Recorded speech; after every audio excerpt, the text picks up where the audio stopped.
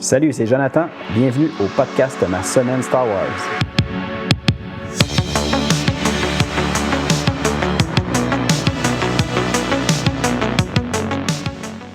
Hey, salut, bienvenue à un nouvel épisode du podcast Ma Semaine Star Wars. Cette semaine, épisode 41. On va retourner à une série qu'on avait déjà vue dans les épisodes précédents. Je vous dirais, ça fait quand même plusieurs épisodes, au moins presque 15-20 épisodes. On retourne au récit en lien avec la tribu perdue des Sith. Puis cette fois-ci, ça va être avec le 5e tome de cette histoire-là qui se nomme Purgatoire. Mais avant, comme on fait toujours, je vais retourner un peu en arrière, vous parler de ce que j'ai fait cette semaine en lien avec Star Wars. Mais avant, j'aimerais ça faire un petit rappel, une petite précision sur le but du podcast. Je le fais de temps en temps. Je pense que ça peut être intéressant si jamais quelqu'un tombe sur cet épisode-là, il va avoir la chance de savoir un peu c'est quoi le but du podcast Ma Semaine Star Wars. Premièrement, le but, c'est très simple, c'est que je m'amuse à faire la lecture de tout ce qui a été écrit de l'univers légende de Star Wars, autant les comics, les nouvelles ou les romans. Puis même dans certains cas, certains livres plus orientés sur l'univers qui ne contient pas nécessairement une histoire, mais plutôt des informations. Puis, de cette lecture-là, je la fais vraiment de façon chronologique, donc je retourne le plus loin possible en arrière, dans la ligne du temps, puis là, j'avance tranquillement en faisant la lecture le plus possible à chaque semaine.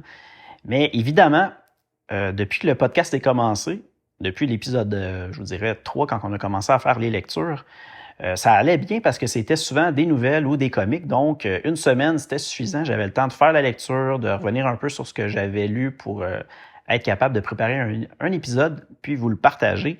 Puis là, je sais très bien que qu'est-ce qui s'en vient? On a des romans, puis à part de ça, il va en avoir plusieurs consécutifs. Donc, c'est sûr, je ne vais pas me mentir, ça va prendre un peu plus de temps. Donc, est-ce que je vais être capable de conserver, de vous offrir un épisode à chaque semaine?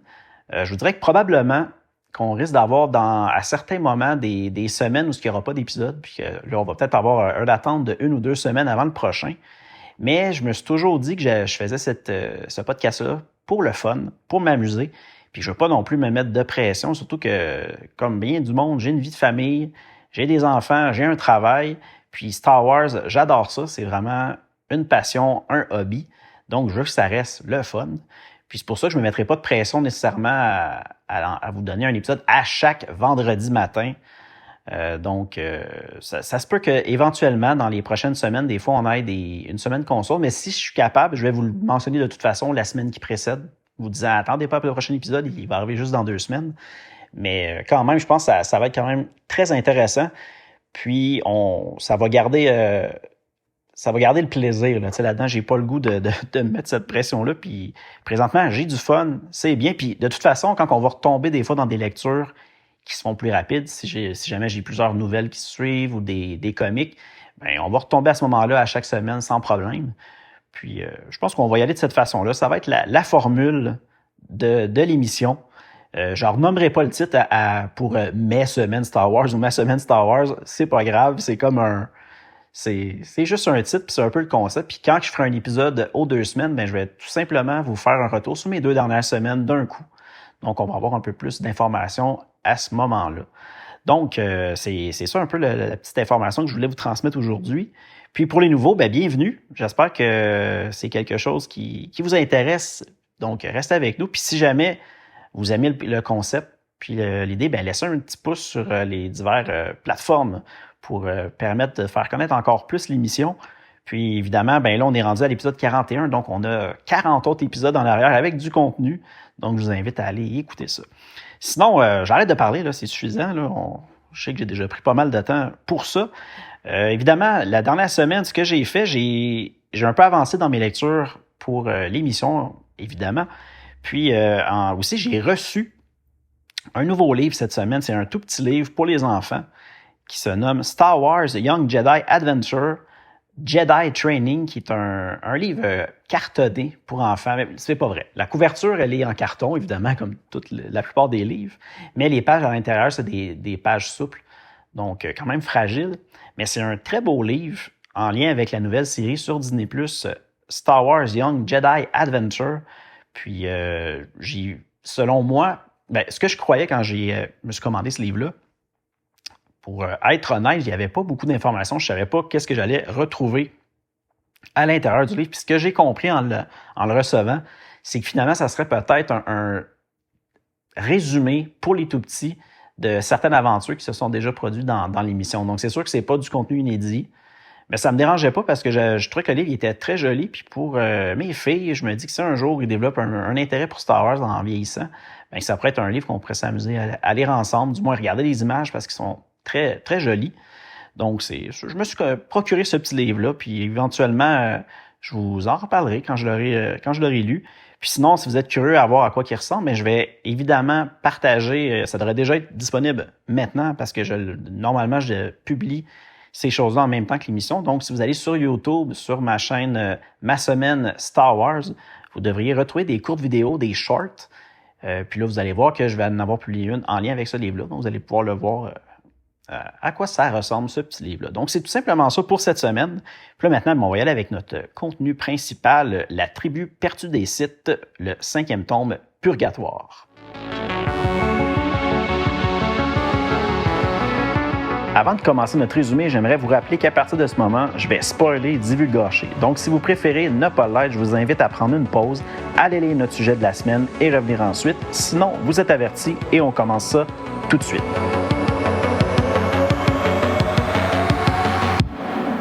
Donc, La tribu perdue des Sith, le 5e tome, comme je disais, se nomme Purgatoire. Puis, cette histoire-là se situe en 3960 avant la bataille de Yavin. Donc, on a un petit peu avancé dans le temps. La dernière chose qu'on avait vue au dernier épisode se passait en 3963 ans avant la bataille de Yavin. Donc, on a fait un petit bond de 3 ans dans le temps. Puis, La tribu perdue des Sith, le 5e tome, est écrit par John Jackson Miller, justement le même auteur qui avait écrit toute la série de comics Knights of the Old Republic. Donc, on commence à être pas mal habitué à ce qu'il est capable de nous offrir comme histoire. Puis, le 5e tome est paru le 25 octobre 2010 sur, je crois que c'était sur le site de StarWars.com à l'époque. Puis moi, j'ai lu la version traduite en français sur le site des Crowfuckers oubliés. Puis si je ne me trompe pas, au dernier épisode, je vous avais mentionné, lorsque je vous avais annoncé ce qu'on allait voir aujourd'hui, que cette nouvelle-là était disponible, traduite en français sur Star Wars Universe. Mais je crois que je me suis trompé quand je vous ai dit ça. C'est plutôt les Crowfuckers oubliés.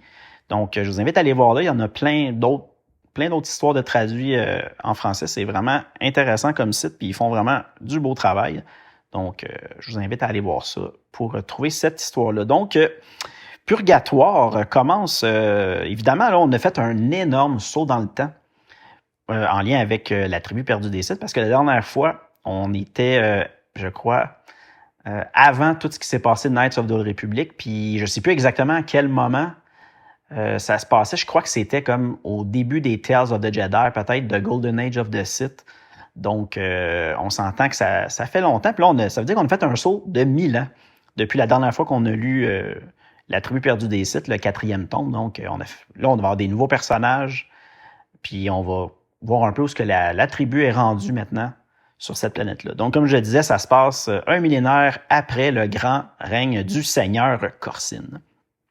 On retrouve Auriel, ou Aurieli, Quitté, qu'on surnomme Ori dans le texte, qui fait partie du groupe des Sabres. Ça, c'est une espèce de groupe en charge un peu de la sécurité, si on veut, des Sith. Puis là, Ori se rend visite à un fermier vivant à Mari Sota. Puis ce fermier-là, il se nomme Jelf. Ori est à cet endroit-là parce qu'elle doit rapporter de belles fleurs d'Alza pour décorer les urnes du balcon de sa mère pour les festivités du jour de Donelan. Évidemment, Donelan, c'est un nom qu'on connaît parce que dans le 4e tome et les autres d'avant, on avait vu que c'était le premier-né du personnage Nida Corsine, qui était la femme, évidemment, de l'ancien grand seigneur Corsine. Il y a 1000 ans, Donella est mort de vieillesse en attendant éternellement le jour où il allait accéder au pouvoir, ce qui n'est jamais arrivé finalement, puis il est décédé. Donc, c'est une fête triste, mais c'est une fête qui célèbre quand même. Tu sais, des Sith, après tout, c'est un peu normal.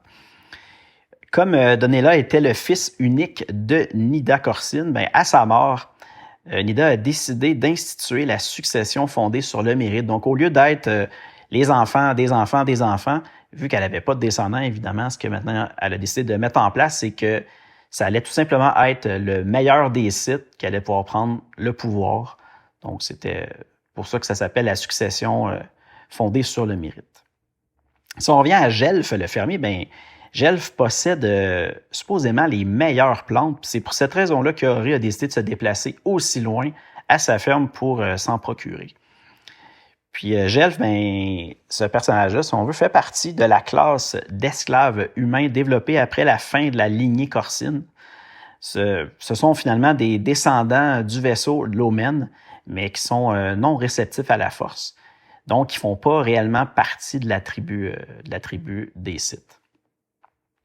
Avant que Ori quitte pour repartir chez elle, ben Gelf lui offre un cadeau, un joug pour son Uvac, nommé Shin, ça c'est le Uvac, pour qu'elle puisse facilement transporter les pousses dans l'eau sans qu'elle soit trempée. C'est une espèce de sac qu'elle peut mettre sur le dos de son Uvac avec des poches remplies d'eau, puis elle peut mettre les petites pousses dedans, puis au lieu de les transporter dans des morceaux de linge mouillé.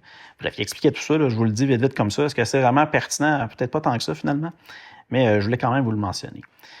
Puis Ori, là, on en apprend un peu sur Ori, vu que c'est des nouveaux personnages, ils nous mettent un peu d'informations, mais là, on sait que Ori, elle n'a jamais vu de ses vieux le vaisseau Lomen, le vaisseau Sith qui s'était écrasé sur cette planète-là il y a 1000 ans, parce que Yaru Corsine, l'ancien grand seigneur, avait fait déplacer tout le monde dans la ville de Tav. Puis le temple, depuis ce temps-là, ben, est protégé par des sentinelles aériennes qui empêchent justement l'accès à cet endroit-là. Là, on en apprend aussi un peu sur les craintes d'Ori. Ori, elle croit qu'elle a des craintes comme quoi qu'elle a peur que le légendaire Naga Sador ait pas remporté la guerre contre les Jedi, ou encore pire, que les Sith et les Jedi se soient annihilés. Parce qu'évidemment, depuis 1000 ans, personne n'est venu encore les chercher, les sauver sur cette planète-là.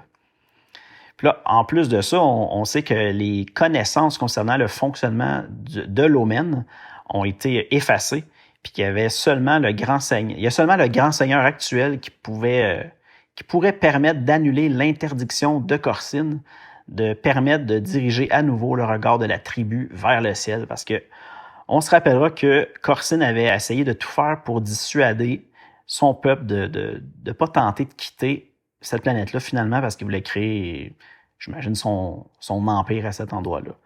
Mais là, on apprend que le grand seigneur actuel, Lilia Ven, une vieille femme, un simple cadavre en puissance, ben, en fera absolument rien parce que, finalement, elle est très vieille elle aussi, puis elle n'a pas d'ambition de ce côté-là de retourner, de quitter cette planète-là. La mère d'Ori, Kandra Kité, a pris la place de Ven parmi les 7 hauts seigneurs quelques mois plus tôt, évidemment, lorsque la nouvelle grand seigneur Ven vu qu'elle était nommée Ven, la mère à Ori a pu prendre sa place. Donc, elle est maintenant la deuxième personne la plus importante de la tribu. Puis, c'est même elle qui va pouvoir choisir le successeur de leur leader lorsque celui qui est très âgé. Donc, quand Ven va mourir, c'est même elle qui va avoir le droit de choisir qui va devenir le prochain seigneur Sith. Là, ensuite, on se déplace. On voit Ori et sa mère qui assistent à la chevauchée tranchante, un sport sanguinaire de Kessi au stade Corsinata. Ces événements-là sportifs étaient toujours le théâtre de lutte pour la succession. Donc, c'est un peu à cet endroit-là qui vient démontrer leur force. C'est qui les meilleurs Sith. Puis, le compétiteur de la famille d'Ori se nomme Campionde. Donc, on comprend ici que chaque grande famille Sith possède un compétiteur qu'ils vont mettre dans l'arène. Puis, selon les victoires, ils vont comme devenir plus importants, si on veut. Par contre, lorsque leur champion, Campionde, se présente dans l'arène sur le dos de son Uvac, il bondit et s'envole en direction de la loge du grand seigneur en brandissant son sable laser. À ce moment-là, Lilia Ven, la grande seigneur, envoie un torrent d'énergie obscure sur la monture de Campionde, et ses deux protecteurs sabres, les frères Luzo, se lancent sur lui avec leur sable laser à la main. Là, on voit qu'Ori est confuse. Elle demande à sa mère si c'est elles qui sont responsables de cette attaque-là. Puis là, sa mère lui dit qu'elle ne peut rien lui dire pour le moment et qu'elle doit tout de suite rentrer à la maison sans attendre. Puis là, on voit sa mère qui disparaît ensuite dans la foule.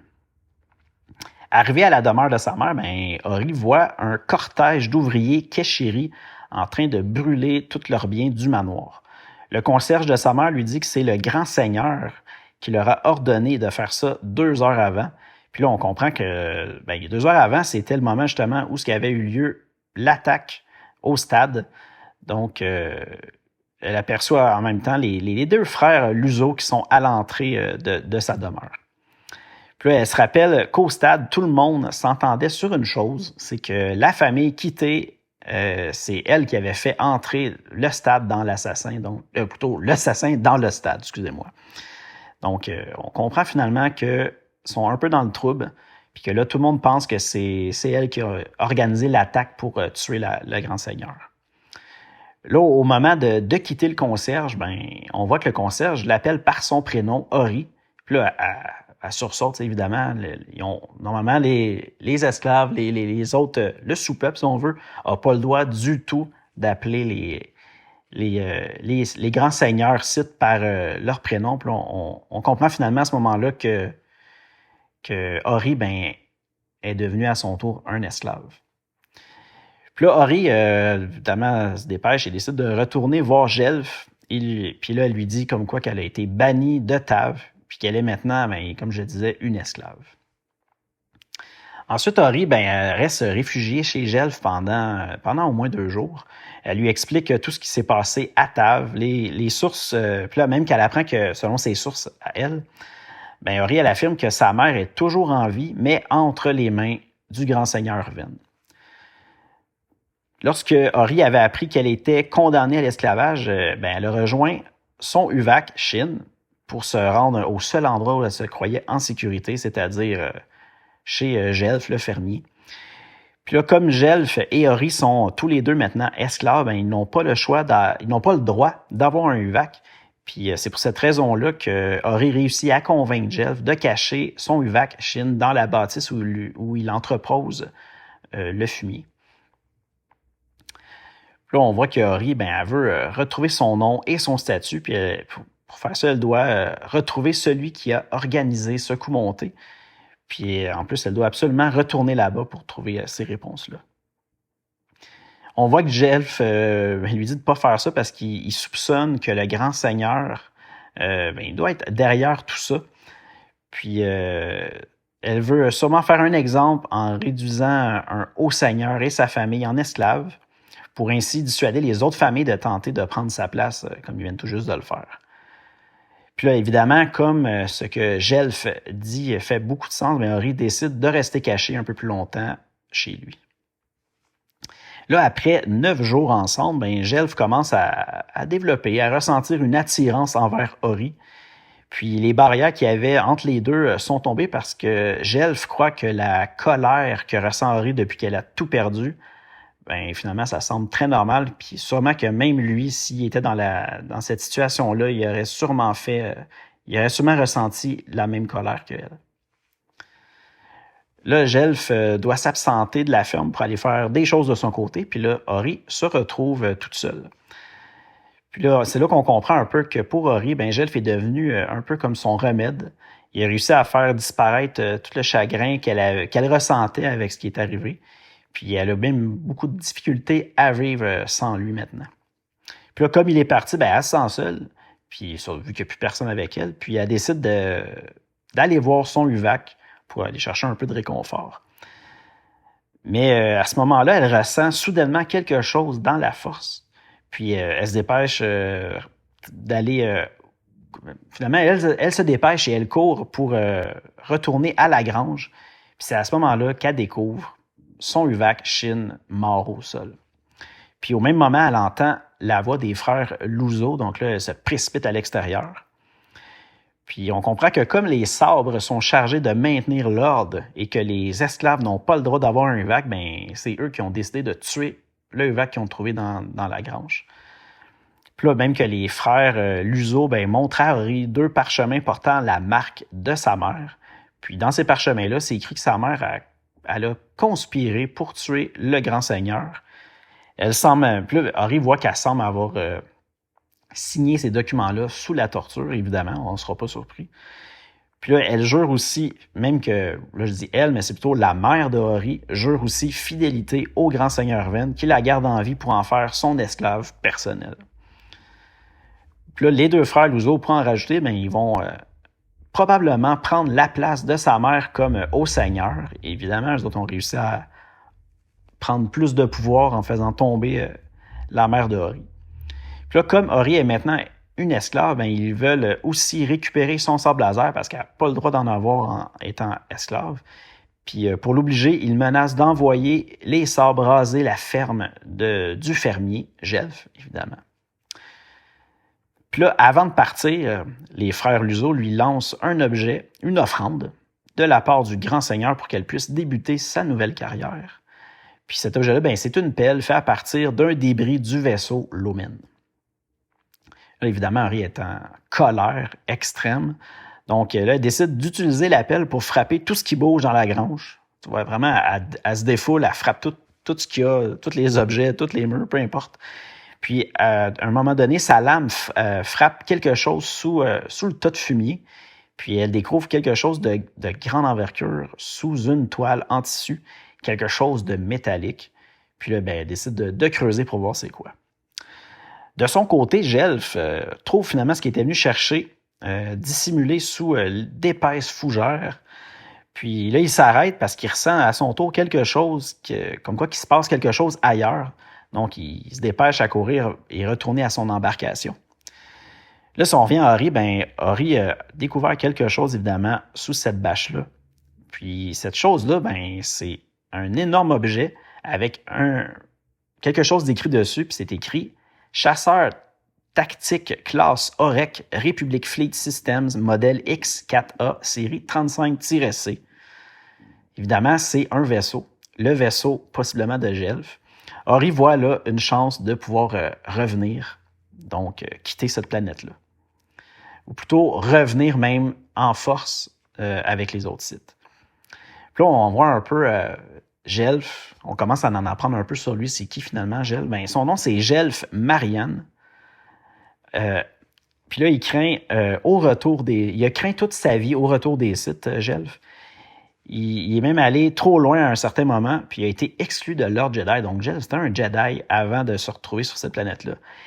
Dans son passé, il s'est joint à un mouvement clandestin de chevaliers Jedi qui était prêt à faire ce qu'il faut pour empêcher le retour des Sith. Je sais pas si ça vous dit quelque chose, mais mettons que je vous dis Lucien Dre, ou je pense que ça a un lien avec ça. 3 ans plus tôt, tout s'est écroulé. Alors, certain de ne pas pouvoir rétablir son nom et sa place au sein de l'ordre, ben, il a décidé de partir dans les régions inconnues. Puis, à un certain moment, ben, il a été pris dans une des pluies de météorites de Kessie. Puis là, ben, c'est pour ça qu'il a atterri en catastrophe sur cette planète-là qu'on connaît, Kesh.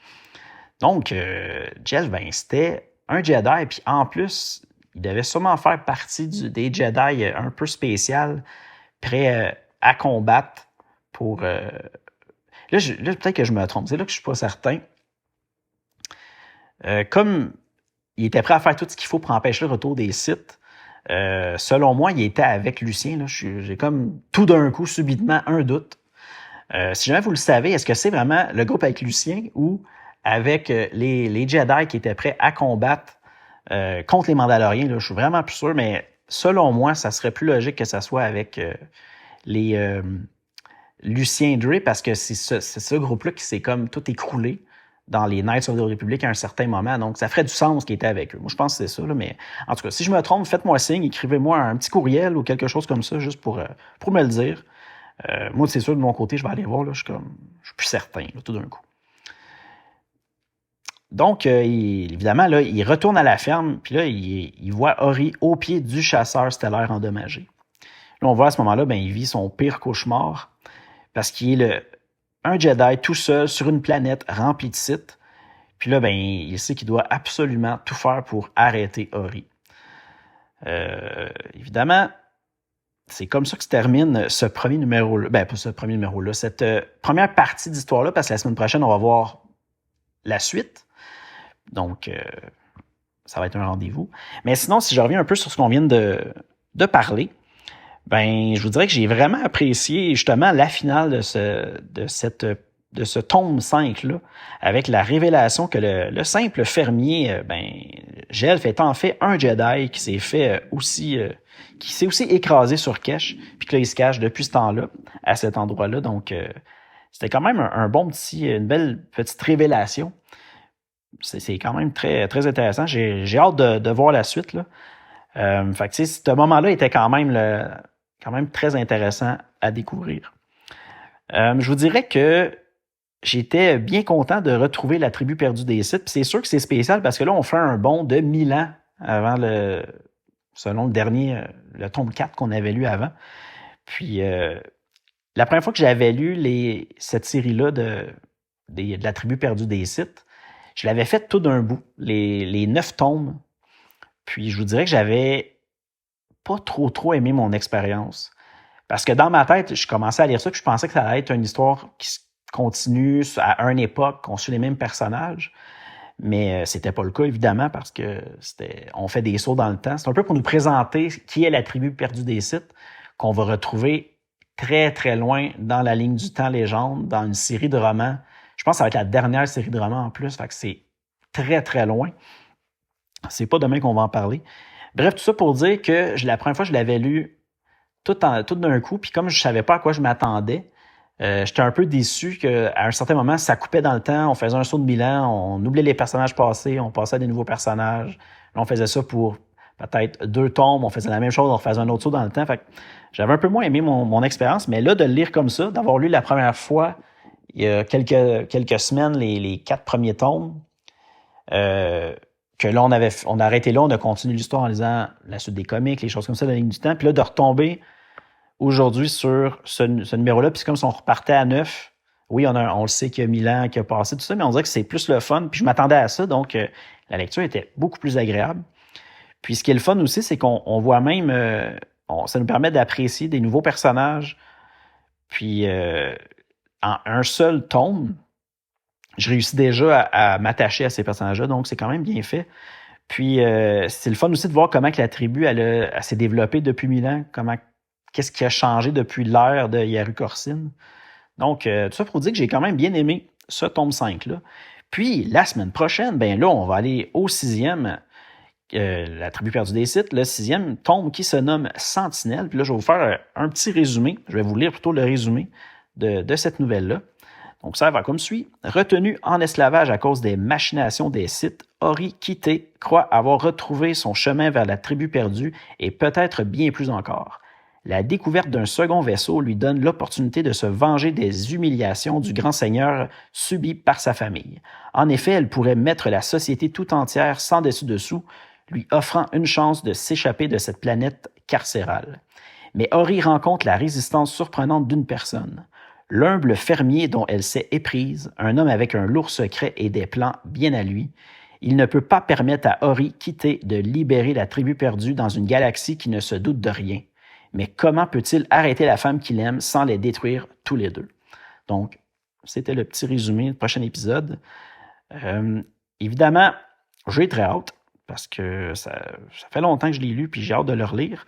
Donc, comme toujours, si vous voulez m'écrire, justement me dire si je me trompe avec mon interrogation sur ce Jedi-là, à quelle référence ils font dans le passé. Moi, je pense vraiment que c'est c'était-tu le Covenant, là? Non, je ne me rappelle plus du nom, mais avec Lucien Dre. Donc, j'ai l'impression que c'est ça. Donc, si vous voulez me donner cette information-là ou m'écrire pour toute autre chose, vous pouvez le faire à l'adresse courriel masemaine-star-wars@gmail.com. Sinon, YouTube, comme je vous le disais au début de l'émission, je partage des courtes vidéos en lien avec les livres que je lis, les livres que je reçois, tout ça. Donc, vous pouvez aller voir là. Il y a plusieurs vidéos. Puis, il y en a un cette semaine que je vais avoir publié avec ce que je vous ai présenté comme nouvelle réception au début de l'émission. Sinon, Facebook, Instagram, vous pouvez retrouver la page à Ma Semaine SW. Puis évidemment, le podcast est disponible sur Apple Podcasts, Google Podcasts, Spotify, iHeartRadio, Deezer, TuneIn, Amazon Music et Audible. Donc, merci d'avoir été là cette semaine. C'était très intéressant. Puis c'était le fun de tomber sur quelque chose de nouveau après avoir fait tous ces épisodes-là en lien avec Knights of the Old Republic, qui était quand même très bien. Donc, on se voit la semaine prochaine. Puis comme je vous dis tout le temps, allez lire du Star Wars, écoutez du Star Wars.